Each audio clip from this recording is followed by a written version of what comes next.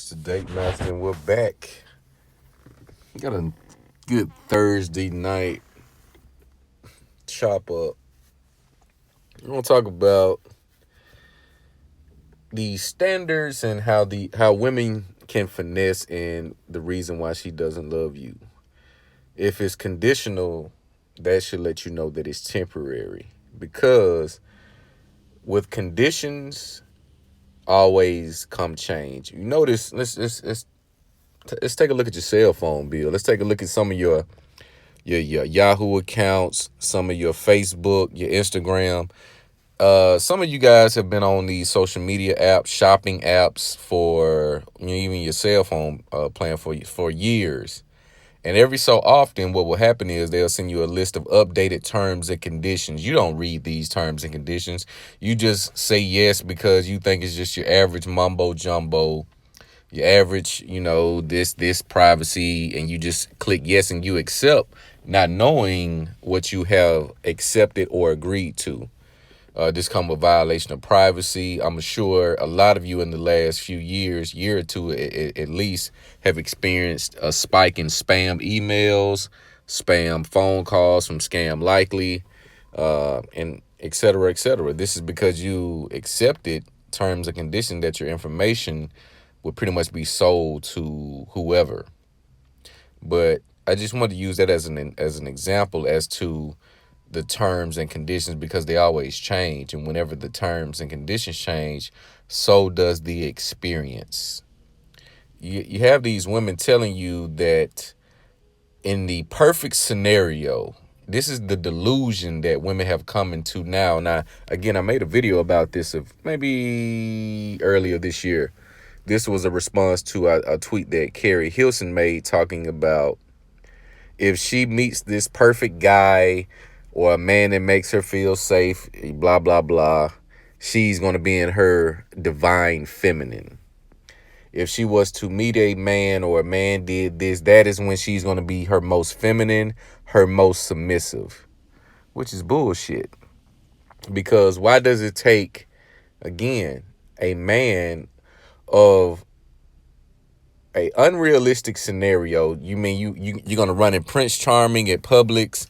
He's gonna be single. He's gonna be making six figures, 6 feet tall, has the charm, the look, the lifestyle that you want, and he's gonna be waiting for you. And at that moment, that's when you're gonna snap into the most submissive version of yourself, the most feminine, fit, beautiful version of yourself.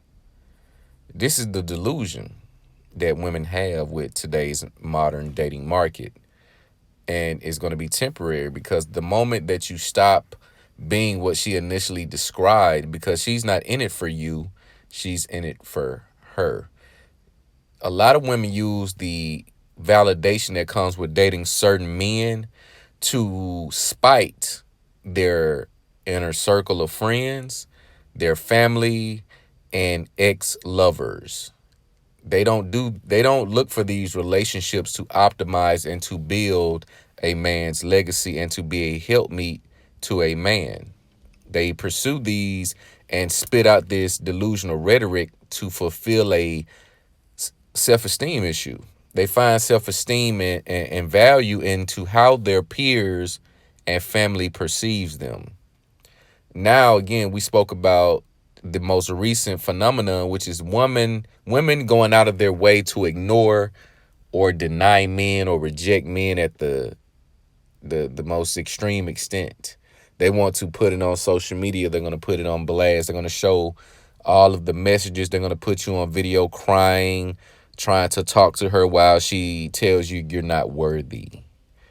This is the latest phenomenon. So it works on the other side as well. They want to get the highest level of man they can so they can throw it in the face of their ex-lovers, again, family and friends, to show, hey, I got a man better than you. And this is speaking for the females and the male. On one end, they have a man they feel is better than their exes. On the other hand, they have a man better than their female counterparts or their female peers.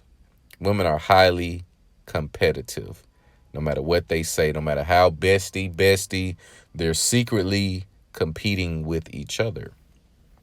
She cannot love you with this mindset. If she comes with you with terms and conditions stating that if you don't do this, then this is not going to happen, or I can only be with you if you're looking to do this for me or be this way, or no, that's going to be temporary. So if you find yourself in these situations where the woman is putting all of these demands and standards and benchmarks that you have to meet, then you must understand that she does not care about you one bit.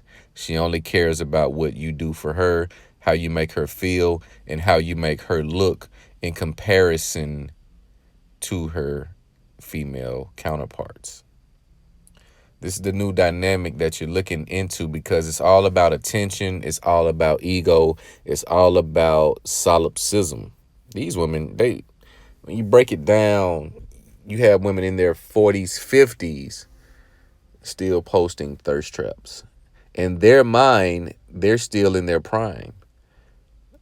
They have aged, but they don't want to admit that they've aged. They still think they have the same power at 35 that they had at 25.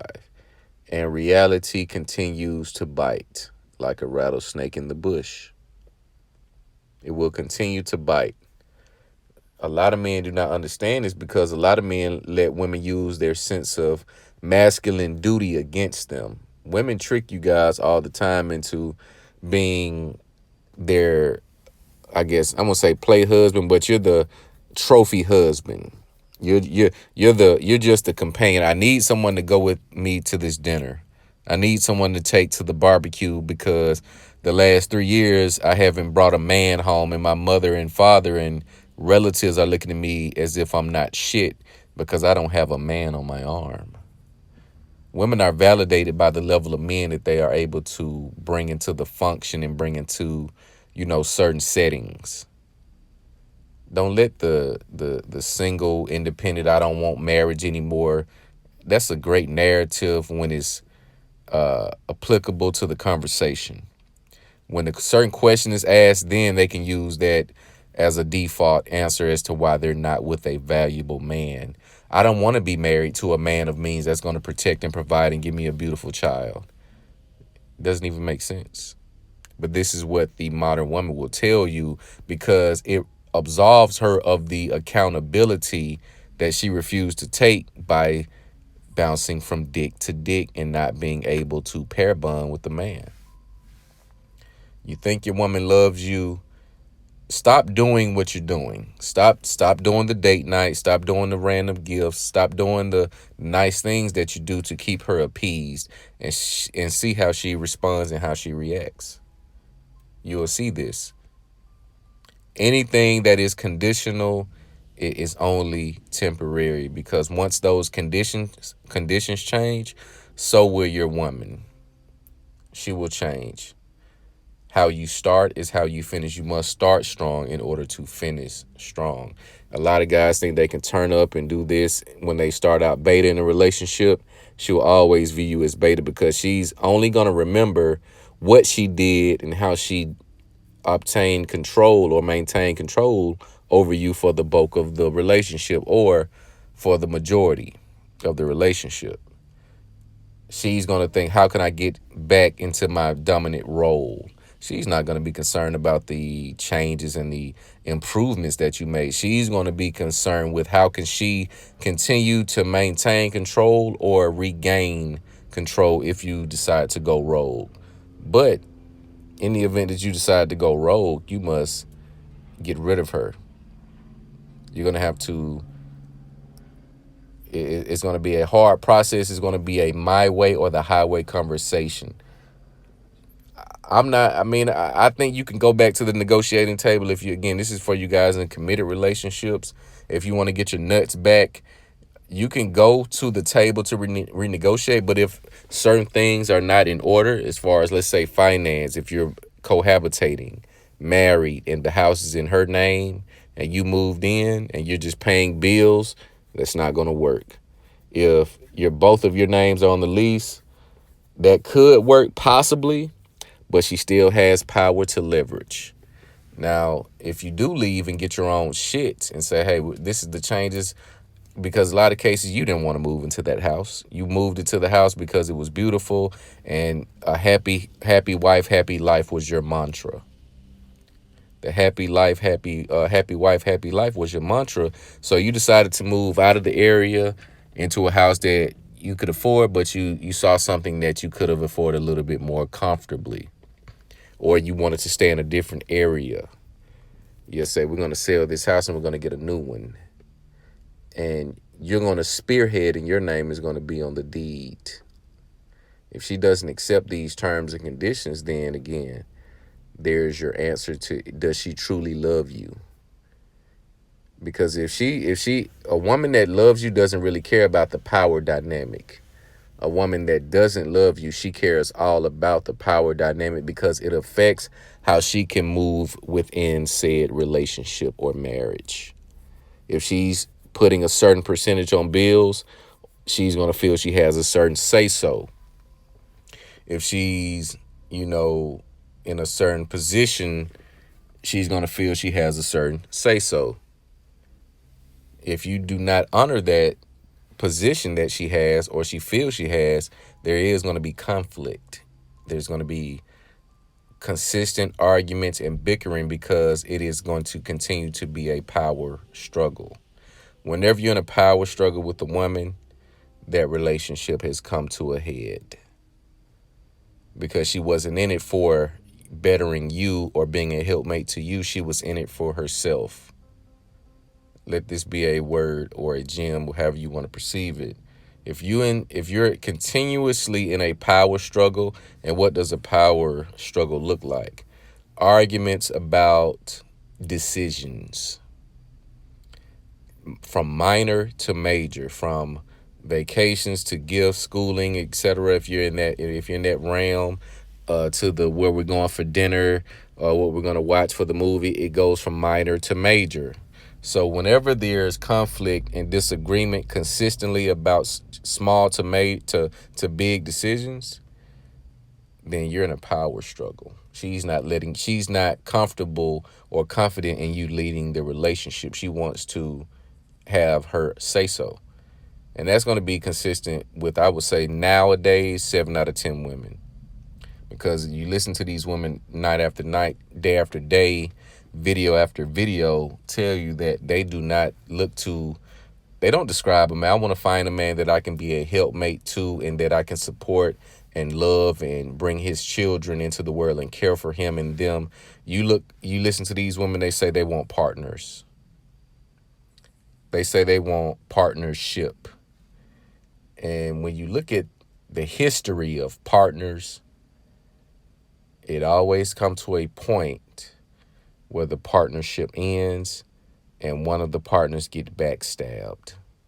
Very few separations to where the partnership did not go salty. You do have integrity on the man's end, to where if it goes sour, he's looking to part ways and, cut a check of a certain amount and say, hey, I give you this, we can do that. That way it's fair for everyone. But some women do not like fair. They only like their way. They only like their way. But in most partnerships, ask Jay-Z and Dame Dash. Ask Jay-Z and Dame Dash what happened to the partnership. You see all of these great organizations fall because one person in the partnership or the group gets greedy. And as we know, women are the most greediest species on the earth. They're an insatiable creature, because they're not meant to be satisfied. They were designed to satisfy you. It's the Day Master.